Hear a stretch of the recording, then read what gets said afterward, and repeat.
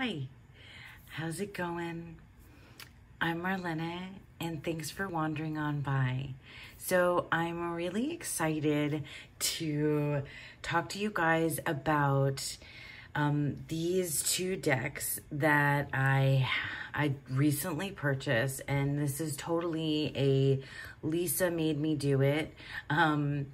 So my friend Lisa Pepez, whom I'm sure if you're here, you must know who Lisa is because she probably sent you over to check me out in the first place. But anyway, thanks to Lisa, she did a walkthrough of these two decks, the Wisdom of the Shadow, Wisdom of the Divine Feminine. And it was just stunning, and it was just so great to watch her have, you know, those live reactions to things. And at one point I think she said something like, do you see what I'm seeing here? Do you see what I'm seeing? And I'll link Lisa's walkthrough video down below in the description box in case any of you happen to miss that. But like, I was like literally, you know, shouting back to her, like, yes, I see what you're seeing, because there was just something so amazing about the way these two decks, the artwork and the messages and everything about them just was magical. The way that the connections that you could make between the shadow aspect and a more, you know, light, healing kind of aspect. So yeah, so I encourage you, if you haven't seen that video, to go take a look at it. But what I wanted to talk to you about today that I got really excited about is, since I purchased these decks, I've been thinking nonstop about how I wanted to use them together. And so that was one of the things that Lisa discussed in her video and really got me thinking, was how to use these two decks together, whether to shuffle them into one big deck or to pair them, you know, use them side by side. And I love to play with and, you know, try out different experimental things with tarot and oracle. And I, you know, wanted to try something with these two decks. And where I ended up, I think, is just, it's a really amazing like experience for me, and I just could not wait to share it with you all. And hopefully, you know, it'll be something that you'd be inspired to try out yourselves. First though, I want to put these two decks aside for a second and talk just a little bit about how I typically pair tarot and oracle decks. And this, I can definitely thank my friend Dawn Michelle at Boho Tarot for inspiring me. I'll link her video down below if you, for whatever reason, have not seen, that goes through how she pairs tarot and oracle and how she usually uses it. And so this is two decks that I just absolutely love the pairing of, and I typically use them. So one of them is the Magical Herb Oracle. Another tarot deck that I'm completely obsessed with right now is the Margaret Peterson. And these two are just, I love putting them together. But what I usually do, and like I said, it was inspired by Dawn Michelle, is that I put a oracle card in the center. And so then this becomes the focus. And usually the question is, you know, what is my focus for today? And then I'll pull two tarot cards on either side, and, you know, and draw connections. So we have repair, and then usually I ask, you know, why and how. And so for a long time, this has been very much like my go-to way of pairing tarot and oracle, in that I will, you know, put the oracle in the middle, reflection, and then the tarot on either side. So reflection. Oh, wow. Mother of feathers, father of feathers. So that would be the Queen of Swords and the King of Swords. That's so neat. And so, yeah, I mean, these kinds of things that happen are really great, because how does the Queen of Swords, you know, the idea of the Queen of Swords reflect the archetype of the King of Swords?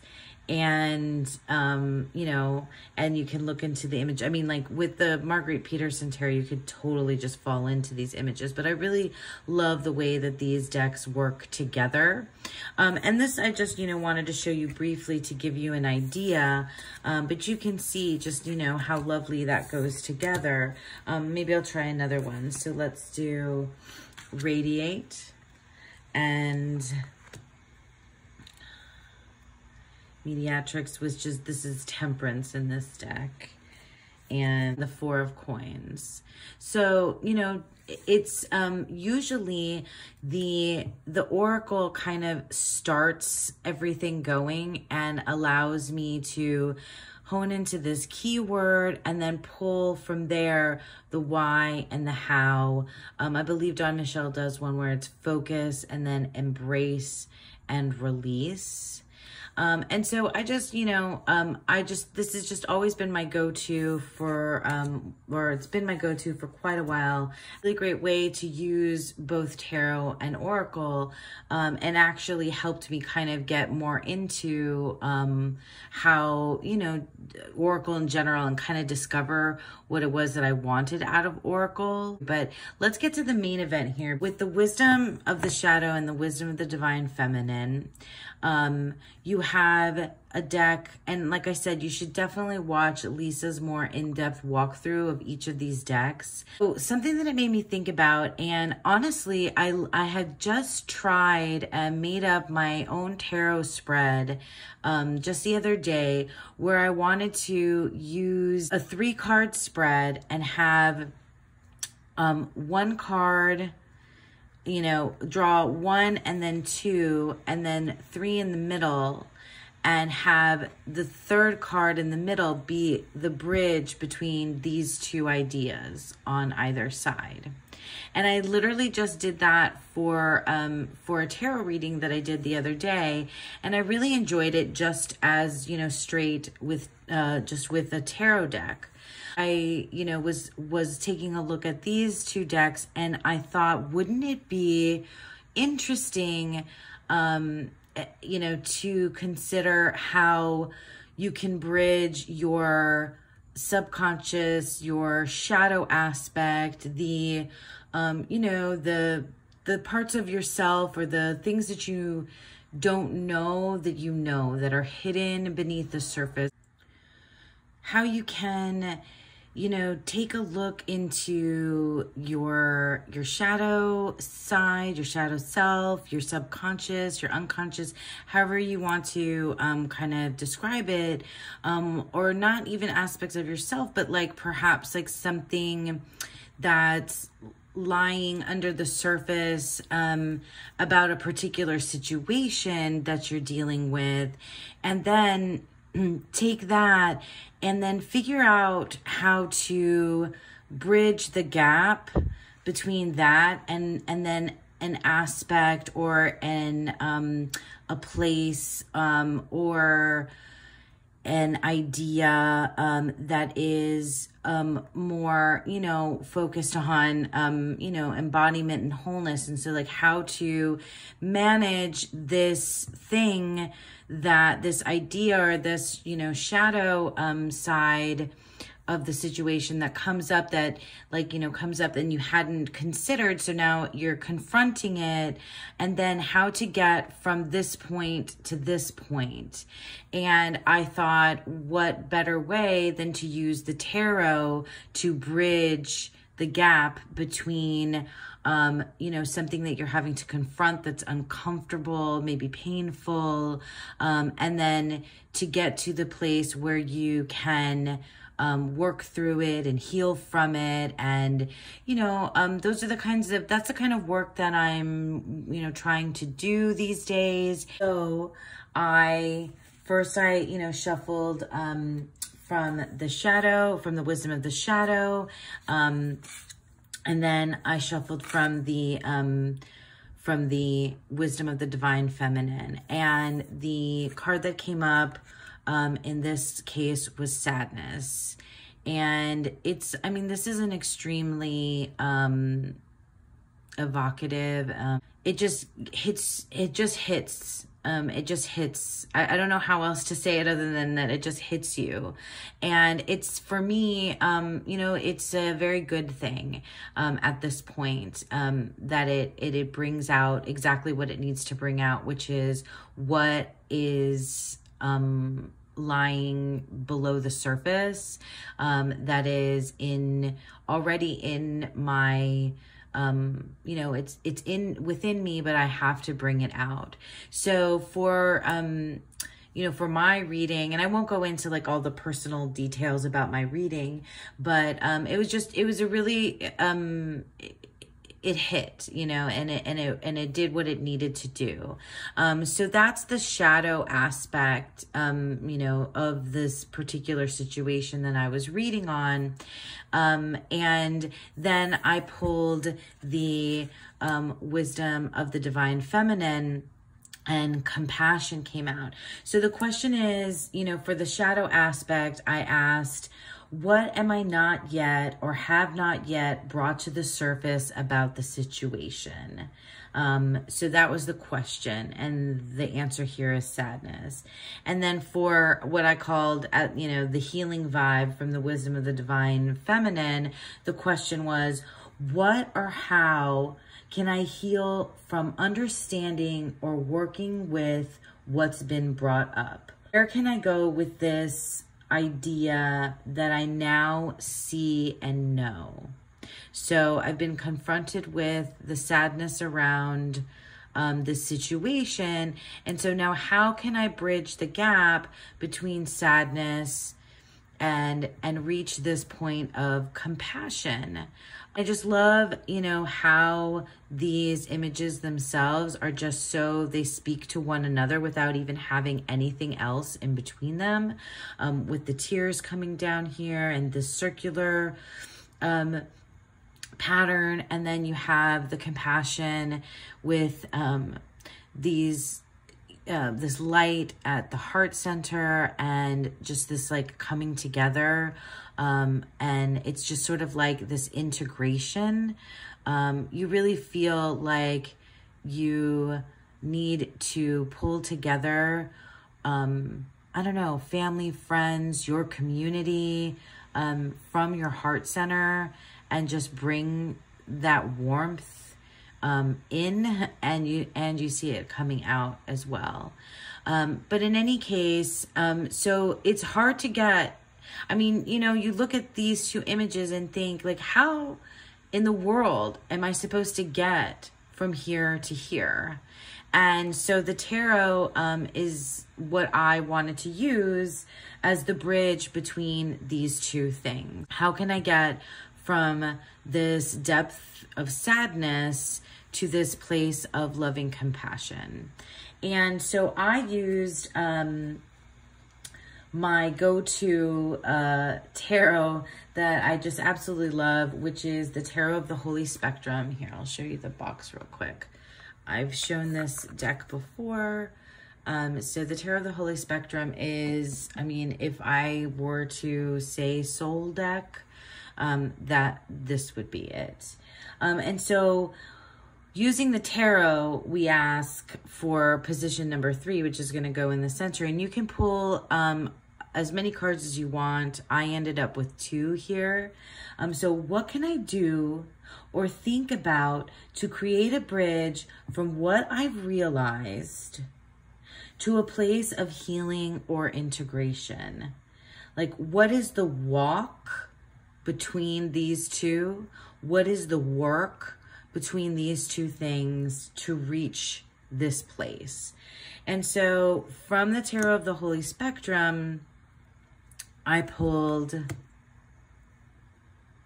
the Ace of Swords and the World. And it immediately just became, you know, so clear. And by the way, I think this pairing is gorgeous with the Tarot of the Holy Spectrum because, you know, the color palette and everything. But beyond just the aesthetics of it, and here, let me move things a little bit over so it's all in the frame. But like, so the sadness is realized around the situation. So it's become clear to me what that feeling is. So there was, you know, some anger, sadness around the situation, and I needed to explore that and feel that and just be like, you know, accept that there is grief around this particular situation.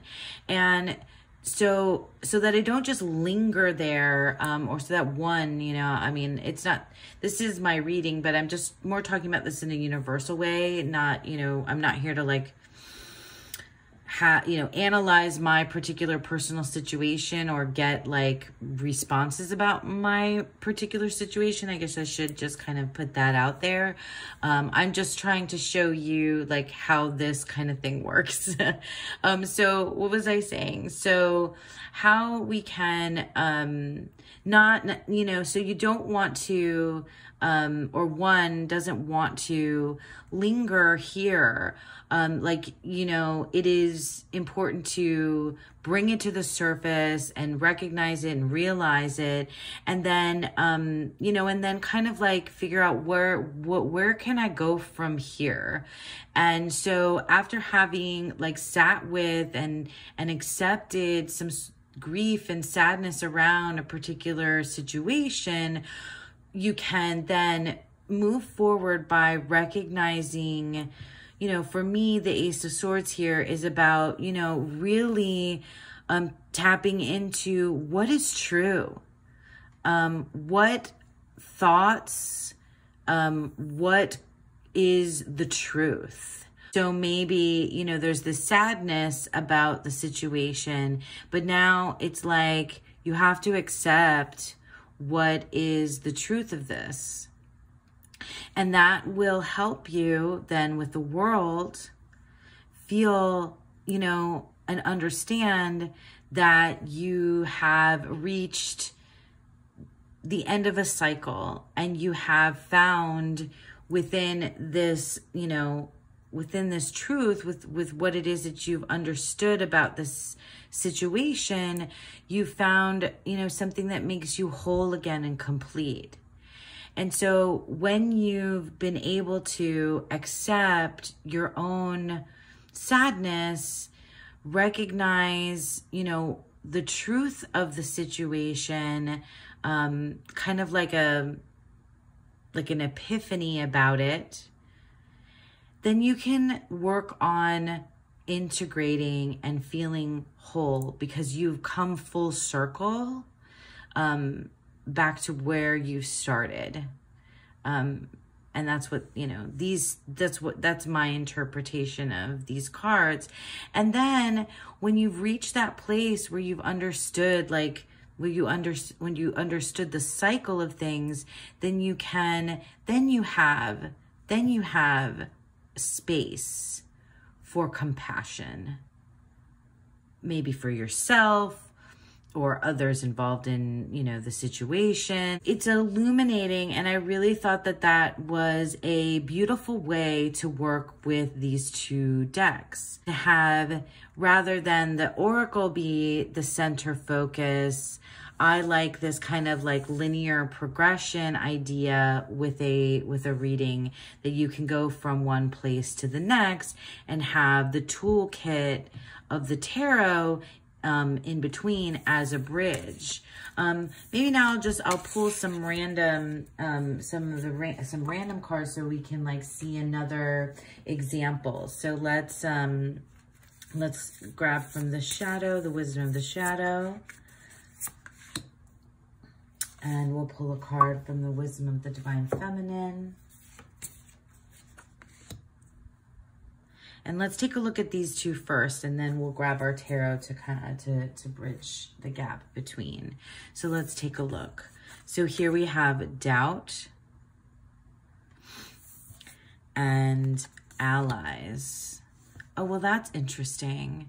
The shadow aspect is, really feels like maybe how you're feeling about relationships with other people, or a specific relationship with a person. Or I don't know. It could be anything, but this is just where my mind goes with stuff like this. And this is just a random, pretend reading.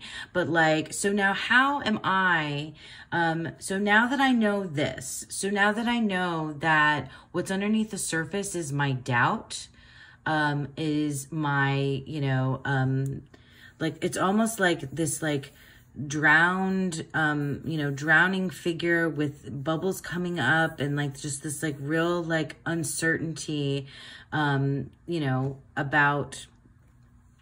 whatever the situation may be, or person, or so like, how can I get from a place where I'm alone, drowning, and, underwater, to a place where I have an ally, where I feel close and I'm connected to and communicating with another being. And I love that these kind of images line up here with the bubbles here, and then these like lines for connection between these two birds that are calling, and their song is uniting together. So now let's pull a couple of tarot cards and see where we go. And so I pulled two. You could probably do it just with one, or perhaps even more. So we have here the Five of Wands and the King of Cups. So yeah, that's pretty amazing.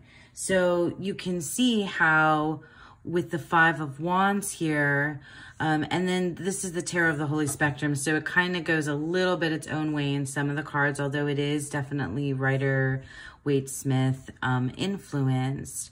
But with the Five of Wands, we have like an explosive situation here, where this is like igniting. It's, full of sparks and danger and conflict. And it is, so this doubt has sparked conflict.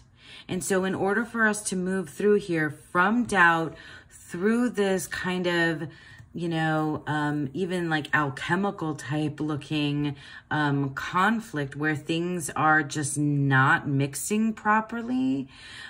So if you have an awareness of where your doubts are and where this is leading to places in your life that are, it's just not gelling. And so how do we get to a place where we can have allies, where we can seek out our support or find support? By tapping into the energy of the King of the King of Cups, where it's about stability of emotions. And for me, in this image, the King of Cups is sharing the wealth. So he is so, they're so centered and stable with their own emotions that they can just pass that along to their people, to those around them. They spread that.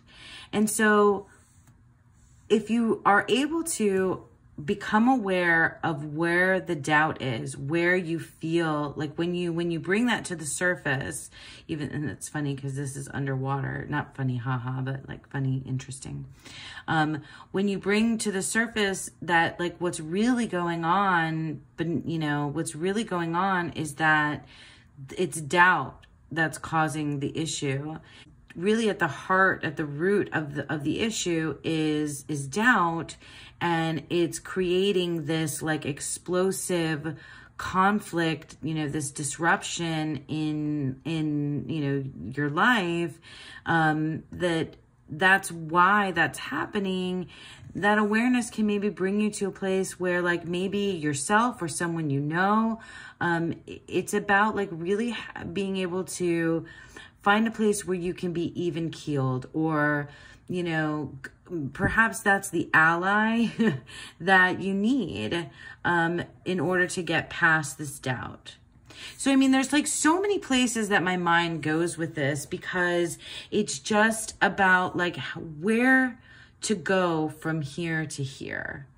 And when you pair, and I won't go into so much detail, let me just like show you what some others would look like, is when you try stuff like this, it's just so cool what can happen. Here we have balance, and here we have encouragement. Wow, it's even very similar postures that we have going on.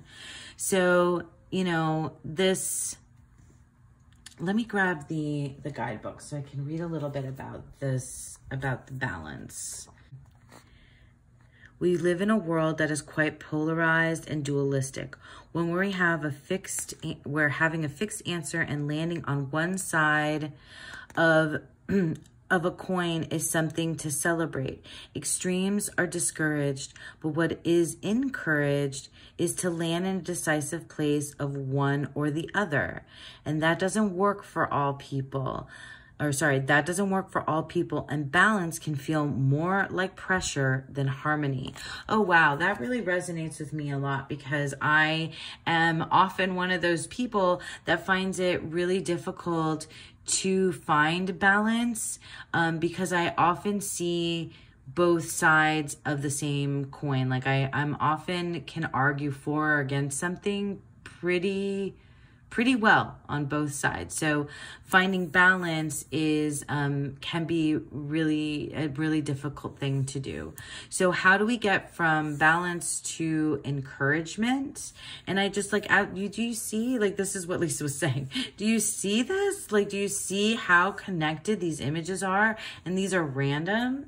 And so let's use, again, let's use the Tarot of the Holy Spectrum to take us there. So we have the Seven of Cups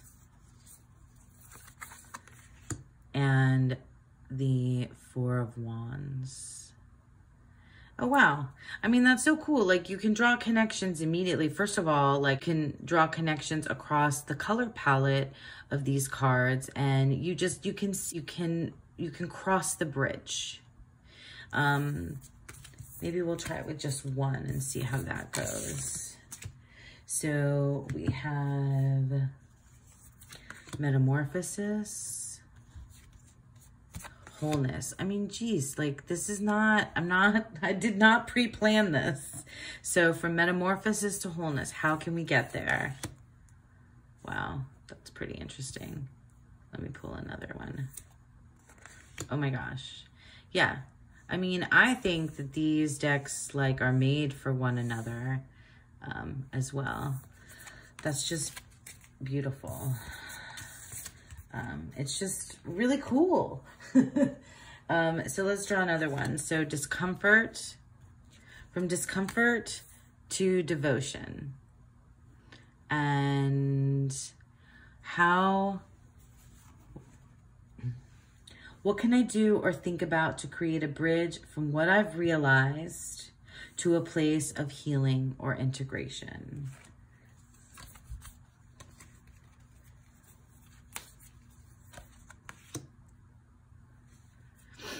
Two of Pentacles. No, that's pretty cool. Okay, I said that was gonna be the last one, but I'm gonna do another one. So let's see. Emotion. Embodiment.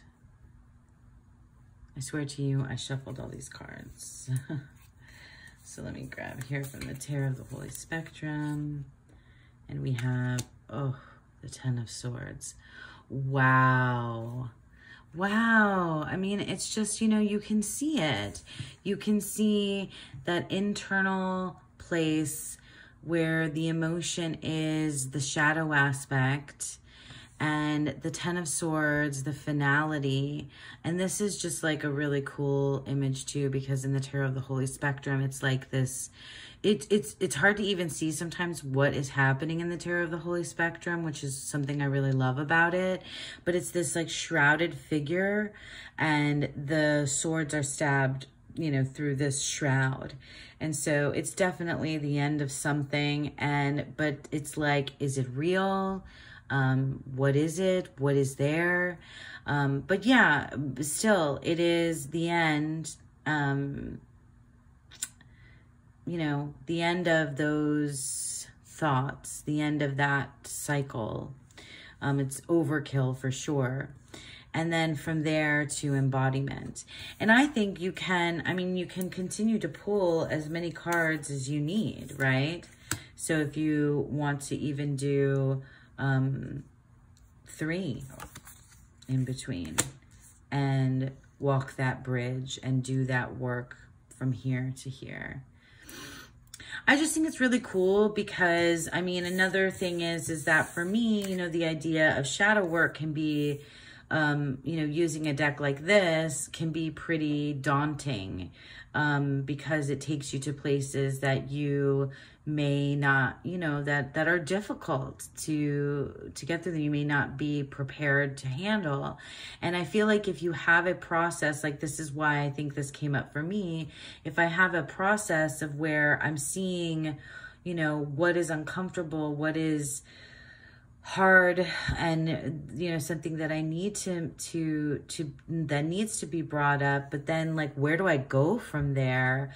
And you know, but it's one thing to then pull this and be like, okay, but like how do I get there? And what better, you know, way than to use the tarot, which I love so much. That was my new cool way that I'm going to continue to work with these 2 decks and perhaps more. So the Wisdom of the Shadow and the Wisdom of the Divine Feminine with a tarot deck. Right now, it's the Tarot of the Holy Spectrum in between, so that it can bridge. I'm building a little bridge here. You guys like that?